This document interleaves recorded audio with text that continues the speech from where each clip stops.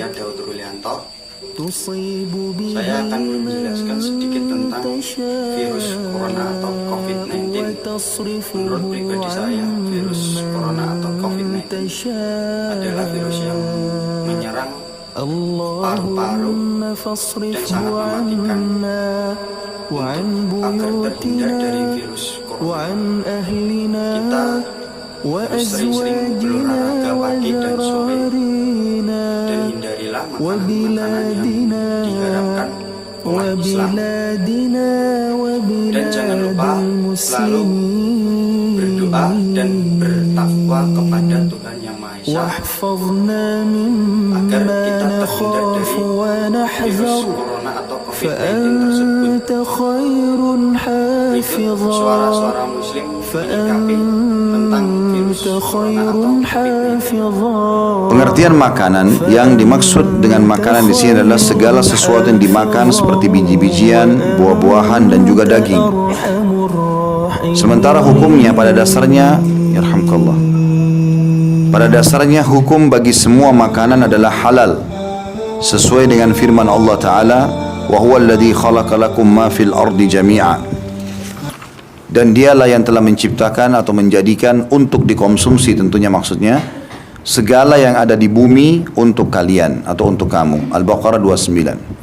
Oleh karena itu tidak ada makanan yang haram kecuali yang diharamkan oleh dalil-dalil dari Al-Quran dan As-Sunnah, dan juga qiyas yang sahih. Qiyas itu maksudnya analogi, kayak misalnya dianalogikannya rokok ke khamr gitu.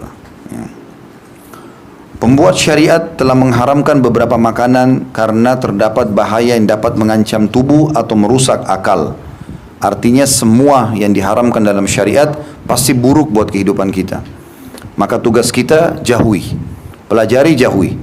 Tidak ada istilah dicoba. Allah Subhanahu wa Ta'ala juga menciptakan yang haram-haram ini supaya nampak depan mata. Seperti misalnya Allah haramkan babi, lalu Allah ciptakan babi itu, lalu keluarlah berbagai macam bahasa. Ini bahasa Indonesianya babi, ini bahasa Inggrisnya ini, bahasa Arabnya ini, bahasa apalah, negara-negara semuanya orang tahu kalau ini babi. Tersebar luas gambar-gambarnya. Semua itu hikmahnya adalah supaya kita tahu oh ini yang diharamkan. Andai saja ada yang mengatakan, Ustaz, kenapa Allah ciptakan babi sementara Allah sudah haramkan? Gitu kan? Maka jawaban kami sederhana, karena Allah ingin menguji hambanya. Ini loh yang saya haramkan, kamu terima gak? Seperti peraturan perusahaan. Peraturan perusahaan umum saja, gitu kan. Ada janji-janji positif bagi pegawai yang bagus kerjanya, ada juga ancaman bagi orang yang melanggar. Antum baru masuk kerja, walaupun masih baru masuk kerja sudah dijelaskan nanti kalau kerja sini sekian jam, gajinya ini, dan kalau melanggar ada ancaman ini dan itu. Ya. Tujuannya ancaman itu bukan untuk dicoba, tapi kalau kau terjerumus kau akan kena hukumannya, kan gitu. Kau kerjakan apa yang diperintahkan, kau akan dapat pahalanya seperti atau balasannya, gajimu misalnya kalau di kantor. Seperti itulah. Jadi nanti hari kiamat manusia tidak akan pernah lagi membangkang kepada Allah. Misalnya mereka kalau mengatakan kenapa Allah ciptakan babi sementara babi diharamkan, ya supaya kita tahu mana yang Allah haramkan itu. Dan Allah jadikan sebagai ujian. Andai saja Allah tidak ciptakan babi, kan masih ada alasan manusia hari kiamat, ya Allah, Engkau haramkan babi tapi kami tidak tahu mukanya. Kami tidak tahu suaranya. Ini loh babi, ini suaranya, ini namanya. Ini penelitian, Allah mudahkan para ilmuwan teliti babi itu ada ini supaya ditinggalkan. Jadi ini semua ada hikmah syar'i. Apapun yang Allah haramkan teman-teman, tugas kita mempelajari supaya tahu dan jauhi. Tidak usah dicoba, tidak usah bilang babi haram tapi saya mau coba dulu dagingnya enak nggak perlu. Karena Allah ganti dengan yang lainnya, ada sapi, ada kambing, ada ayam, ada kelinci, ada kuda, ada banyak yang lain. Kenapa harus yang haram gitu? Dan kita kalau mencintai seseorang, maka yang selalu kita kerjakan, kalau betul-betul cinta itu murni, kita akan menjauhi apa yang dia tidak suka. Maka orang beriman cinta kepada Allah SWT, apa yang Allah tidak suka dia jauhi. Kemudian dikatakan, saya ulangi, pembuat syariat telah mengharamkan beberapa makanan karena terdapat bahaya yang dapat mengancam tubuh atau merusak akal. Nah, kata Ibnu Qayyim rahimahullah, kalau ada seorang hamba yang memohon kepada Tuhannya, ya Allah berikan, ya Allah berikan, lalu Allah belum berikan, itu berarti bentuk kasih sayang Allah. Loh kok bisa? Minta tapi Allah nggak kasih. Karena beliau ibaratkan, ibarat orang yang mohon kepada Tuhannya dan belum dikasih, ibaratnya saja, tidak disamakan antara Allah sama makhluk.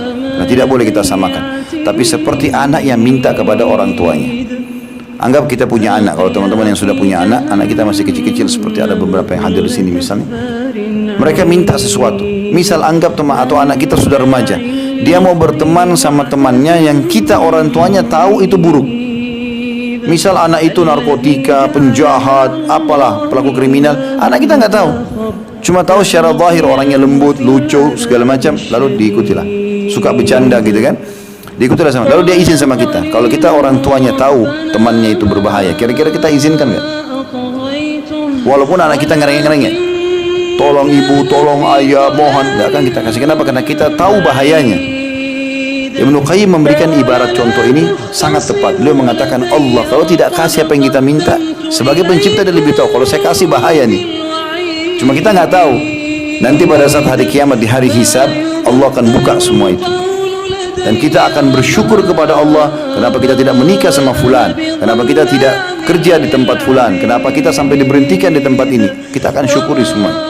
Allah punya hikmah yang luar biasa terhadap hambanya. Dan cukuplah firman Allah SWT yang kekal, bentuk kasih sayang Allah kepada hamba-hambanya. Inna Allah kana bin nasi la raufur rahim. Allah itu kepada manusia sangat penyayang. Allah sangat sayang dengan kita. Allah tidak mau bahaya buat kita. Manusia aja yang selalu masuk kepada hal-hal yang bisa membahayakan diri mereka sendiri. Dikatakan sekali lagi, pembuat syariat telah mengharamkan beberapa makanan karena terdapat bahaya yang dapat mengancam tubuh atau merusak akal, sebagaimana diharamkannya beberapa makanan kepada umat-umat terdahulu sebelum Islam, semata-mata sebagai ujian bagi mereka. Allah Subhanahu wa taala telah berfirman dalam surah An-Nisa ayat 160, A'udzu billahi minasyaitonir rajim, "Fabidhulmin minal ladzina hadu harramna 'alaihim thayyibatin uhillat lahum." Maka disebabkan kezaliman orang-orang Yahudi, kami haramkan atas mereka memakan makanan yang baik-baik yang dahulu dihalalkan bagi mereka. Artinya, kita umat Muhammad SAW diharamkan sesuatu karena memang Allah sayang dengan kita. Ada umat-umat sebelum kita seperti orang Yahudi, diharamkannya, tadinya Allah turunkan halal. Tapi karena mereka banyak bertanya kepada nabi-nabi mereka, kenapa Allah haramkan ini, kenapa tidak begini, kenapa tidak protes, maka Allah ubah yang tadinya halal menjadi haram. Dan Nabi SAW sudah ingatkan kita dalam hadis Bukhari Muslim, hati-hati kalian dengan banyak bertanya kepada Nabi kalian. Maksudnya, kenapa ini ya Rasulullah, kenapa itu ya Rasulullah, kayak protes gitu ya. Karena sungguhnya umat sebelum kalian dibinasakan oleh Allah justru karena banyaknya pertanyaan pada hukum tersebut. Kenapa sholat cuma 5 waktu? Kenapa enggak 7? Kenapa enggak 8? Kenapa Allah ciptakan mata 2? Kenapa enggak 3? Kenapa kuping cuma 2? Kenapa? Kalau sudah kenapa masuk kepada hukum Allah atau kepada Allah ini berbahaya karena akal kita tidak bisa menjangkau itu. Kalaupun mau dirincikan kenapa harus ada malam dan siang, kita tidak akan bisa faham selama ini.